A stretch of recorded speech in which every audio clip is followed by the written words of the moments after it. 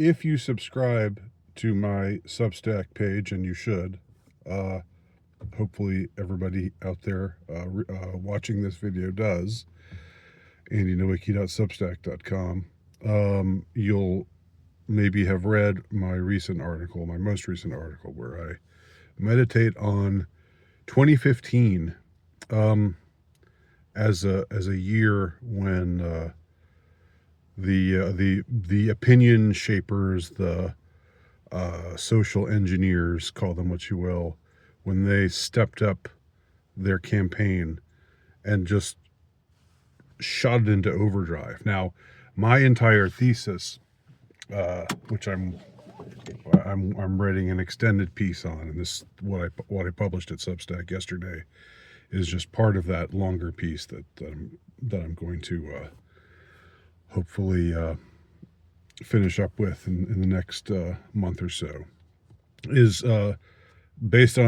centered around the thesis that political correctness, wokeness, it's gone under many names. We call it wokeness or woke today. That everything that accompanies the notion of woke, of being woke, that this all started up in earnest in 1990, and to me, I see a causal relationship between the end of the Cold War and the starting up of this campaign of what's come to be known as political correctness or wokeness. Now, in 2015, it's interesting to talk about dates that are closer to now. Of course, we can't ignore 2020, and I don't intend to. That's an obvious seminal year for a stepped up campaign. But 2015 is also extremely significant in many ways. When you look at the kind of things that were going down in that year, and I highlight in my article just several things, but one of them is, and it's the one thing that I think they've really had trouble getting traction with, and that is, it was in 2015 that we saw this concerted campaign to normalize pedophilia, to normalize to make us try to think and feel that those who are sexually attracted to children are, we shouldn't shun them. We shouldn't think badly of them. We shouldn't not want them in our lives. We should be tolerant of them, and so forth and so on. That year was when the internet venue Salon put out an article by a, quote, non-offending pedophile, where he sort of makes these kinds of arguments. I've been I know, he says, I know I have this inclination, and but I don't do anything. I don't actually do anything to kids, so you shouldn't think badly of me, and you should and it's wrong that you do. You're wrong, and you should be ashamed of the way that you discriminate against me and people like me, because we're not all monsters, So the idea there is to find this way of humanizing the pedophile by showing us this guy who apparently doesn't act on his inclinations, But it was extremely insidious campaign, because on the one hand, it attempted to disarm the reader by by saying this guy doesn't hurt children. You know, uh, he has it in him to want to do it, but he doesn't do it. So you know, you shouldn't think badly of him. If it's true that he's a non-offending pedophile, then it's good that he doesn't act on his inclinations, and we should, you know, want to help people to be rehabilitated, because I think people become attracted to. I think people have warped or deviant drives, you know, for reasons that I would ascribe to forces beyond the physical. But whatever your metaphysics is, or whatever your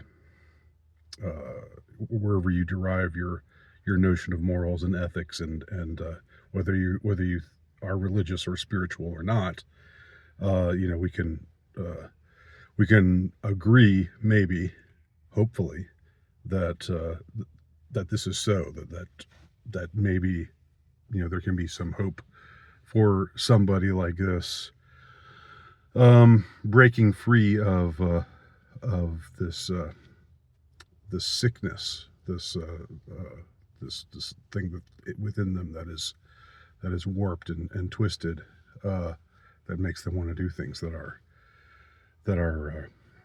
bad. They're very, very bad to the innocent. But the problem was, if you looked a little closer at this entire campaign, and this was again something that happened in 2015. This was the 2015 was the stepped up time for this, where their campaigns were, all of their campaigns were just turned up to 11, as I put it in the, you know, with the Spinal Tap reference there. You know, they were just sort of cruising for a while. It never went away. You know, people who say that political correctness in the night just was a thing of the 90s, and then it disappeared in the aughts. That's not true. It's always been around, and it was making subtle inroads. That it has been making subtle inroads this whole time, ever, you know, in the 3.5 decades since it was first introduced. Now, it also has provoked a backlash, significant backlash, and I write about that as well. But in any case, returning to the attempted pedophile, the rehabilitation of the pedophiles, you know, trying to do a PR job on behalf of pedophiles. It was through this article, and that Salon, other left-leaning, neoliberal kinds of venues, mostly internet venues, but not exclusively, where they sort of referred to this article, and tried to prevail upon their readers to take it to heart, you know, to not judge these types of people, to not be instantly repelled by people who have that kind of inclination. So to say that it backfired would be an understatement. I mean, it's become notorious, a notorious thing, and even the article was even removed from Salon. You can still read it elsewhere, and I link to it in my own article. But it was never, they never disowned it. They never apologized for it, or said this was tone deaf. We're sorry we did this. We didn't intend for it to have this effect, or there's never been any kind of attempt uh, to backtrack or to qualify what they were saying. They're they're still on the record as being supportive of the sentiment expressed in this article. Now the thing is, they were using the non-offending pedophile, and we don't know that he's actually non-offending. We know that he says that he is, and I guess that there's maybe a record to confirm that he's never been arrested. I'm guessing. He's never been arrested for anything. That doesn't mean we know that he's non-offending.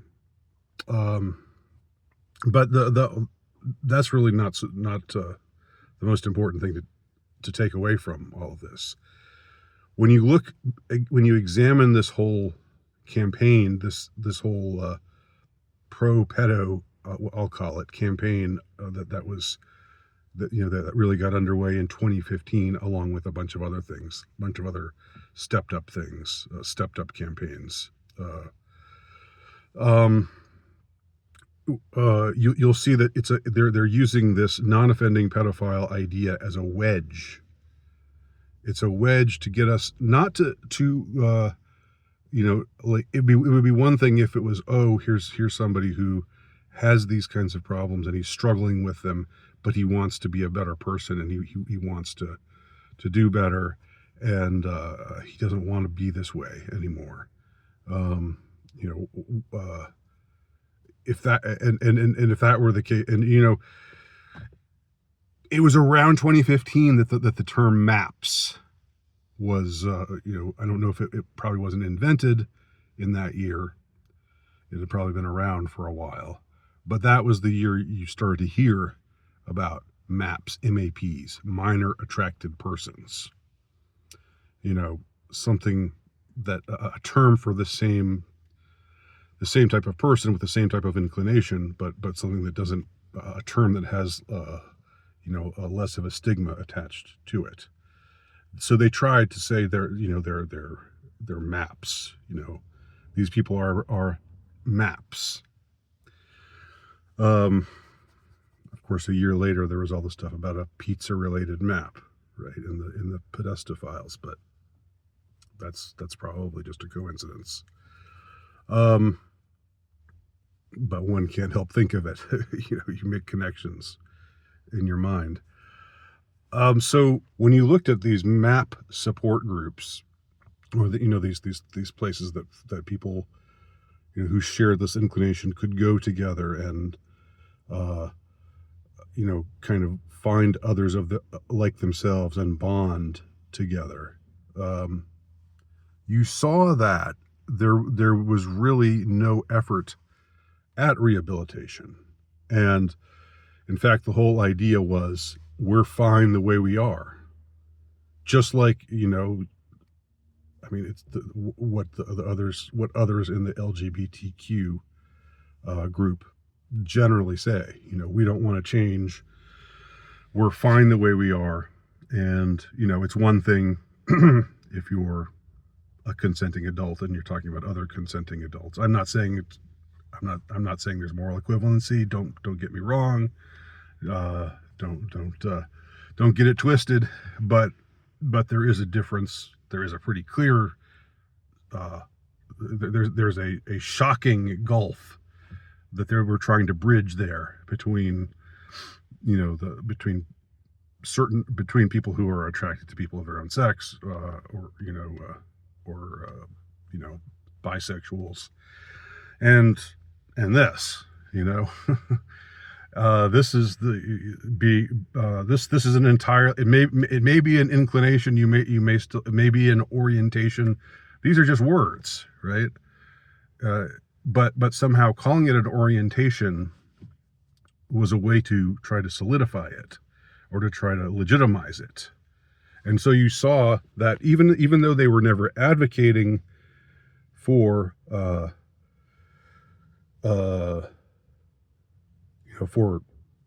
I'm trying to be careful with my terminology here, for activity, for adult child actual activity to be legitimized.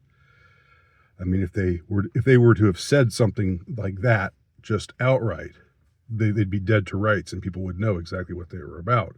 But you saw no language, nothing in their language, nothing in the maps and the map supporters. There was nothing there to say these people are sick, they're twisted, they may mean well, but their inclinations are all wrong, and that's a real significant problem. And people should be careful, or anybody with children should be careful around them. But that wasn't what they were saying. They were, again, you look closer and you saw that within these groups they were basically saying, we are the way we are, and there's nothing wrong with that. And they were just a hair's breadth away from saying there's nothing wrong with the kind of activities that we like or would like to engage in. But society discriminates against that now. So we're not ready for that yet. We're not ready to totally come to all the way out. We're feeding you we're giving you milk right now because you could not handle, just like you give milk to infants before you feed them meat. And boy, is that ever a rough metaphor to use, or an apt metaphor, appalling metaphor, but one that gets to the point, to refer to babies or infants or children in regard to this whole thing. But again, metaphorically speaking, we'll give you the meat, which is there's nothing wrong with what we do. There's nothing wrong with adult-child, interactions.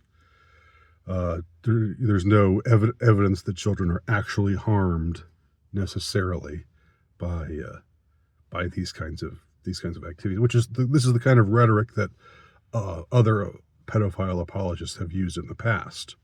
You just had to look a little bit more closely to see that was what was going on. That was the wedge that they were attempting to use, and it backfired.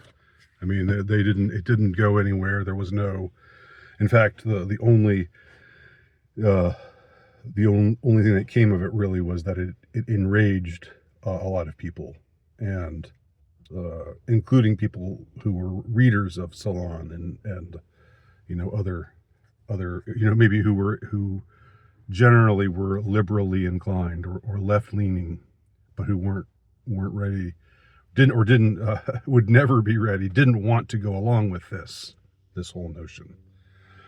So this was part of the campaign of 2015. Now, maybe I'll talk about other things in other videos. I do recommend, if you're interested, to read my article, see if it resonates with you, see what you think, see if you think I'm right, and if you think I'm off on something or other. It's happened before. Then tell me where you think I got it wrong. But it does seem to me, looking back, that 2015 was an extremely significant year, and I don't know exactly why. I don't know why that was the year when they really started pushing stuff, and where, very disturbingly, they were going after children. We're coming for your children, like the San Francisco Gay Men's Choir sang in a supposedly satirical song a few years later. They were going for our children, and they were doing it consciously, and it wasn't.